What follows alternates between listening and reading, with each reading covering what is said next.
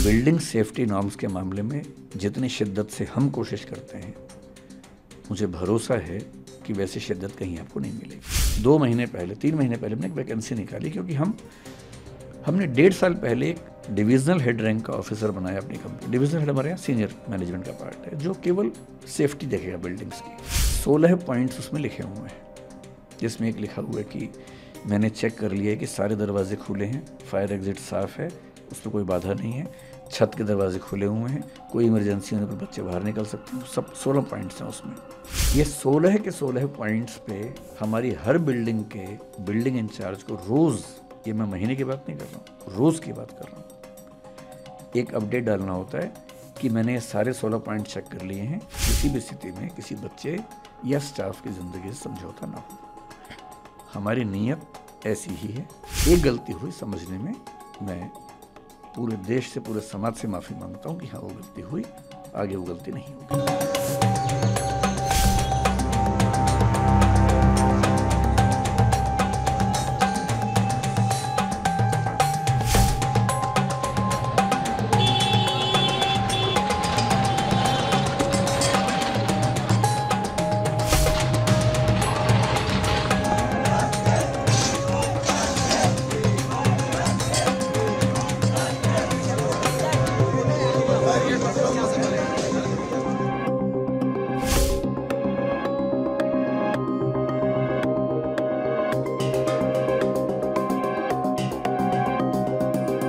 एक गलती हुई समझने में, मैं पूरे देश से, पूरे समाज से माफ़ी मांगता हूँ कि हाँ, वो गलती हुई, आगे वो गलती नहीं होगी। मुखर्जी नगर में जो कोचिंग सेंटर है, उसको एमसीडी ने उसका बेसमेंट सील कर दिया था।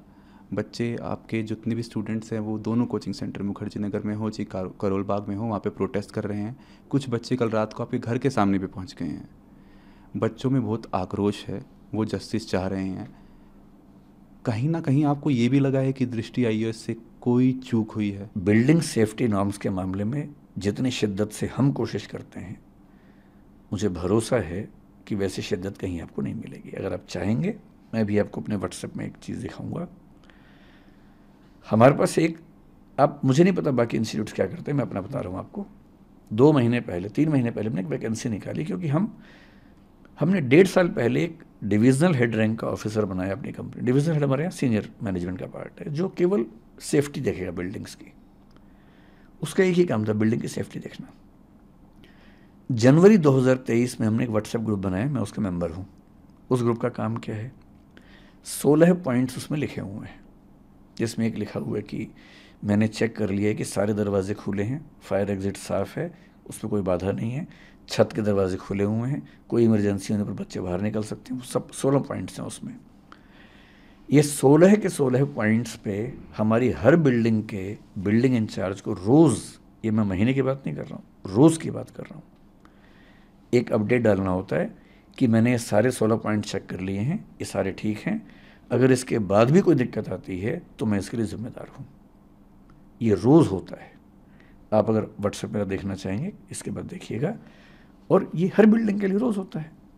इसके अलावा 3 महीने पहले हमने एक वैकेंसी निकाली, 2 महीने पहले ज्वाइनिंग हुई मई के अंत में, एक ऐसे व्यक्ति की जिसका नाम ही है फायर एंड सेफ्टी ऑफिसर। उनका काम क्या है? वो 14 साल से बड़े बड़े मॉल, बड़े बड़े हॉस्पिटल्स में, फोर्टिस जैसे हॉस्पिटल में, एम्बियंस जैसे मॉल में फायर एंड सेफ्टी काम कर चुके हैं। वो दृष्टि के पेरोल पे हैं। उनका एक ही काम है कि सारी बिल्डिंग्स का ऑडिट करना, और जहाँ ज़रा भी दिक्कत है सेफ्टी के मामले में, उसको ठीक करना। उनके अंडर हमने फायर मार्शल्स नियुक्त किए हैं अपनी बिल्डिंग्स में, ताकि कभी फायर की दिक्कत आए तो नॉर्मल स्टाफ ट्रेंड है हमारा नियम है कि जब भी कोई स्टाफ ज्वाइन करता है, MTS मल्टीटास्किंग स्टाफ जो होता है, 7 दिन के अंदर उसकी फायर ट्रेनिंग होती है। और इसके अलावा अब हम फायर मार्शल्स हर बिल्डिंग में अपॉइंट करें, ताकि कभी फायर हो जाए, क्योंकि वो ट्रेंड हैं, बहुत ज़्यादा सीख के आए हैं, तो वो तुरंत आग बुझा देंगे, जबकि बाकी लोग शायद उतना तुरंत ना बुझा सके। हर क्लासरूम, हर ऑफिस में फायर एक्सटिंग्विशर्स हमने लगा रखे हैं, जो लगातार रिफिल होते हैं। मैं चाहूँगा कभी आपको मौका मिले, अगर आप सर्वे कर सकते हैं, दिल्ली या दिल्ली के बाहर हमारी किसी भी शाखा में जाइए, किसी भी क्लासरूम में जाइए, किसी भी बिल्डिंग में कम से कम 2 एग्ज़िट ना हो तो मैं ज़िम्मेदार हूँ। हम ऐसी बिल्डिंग रेंट पे लेते ही नहीं जिसमें फायर एग्ज़िट ना हो। कई बिल्डिंग्स में आप देखेंगे लोहे का बहुत बड़ा फायर एग्ज़िट बना हुआ, चाहे करोल बाग में देखें, चाहे जयपुर में देखें, चाहे इलाहाबाद में देखिए। वो हमारी शर्त होती है।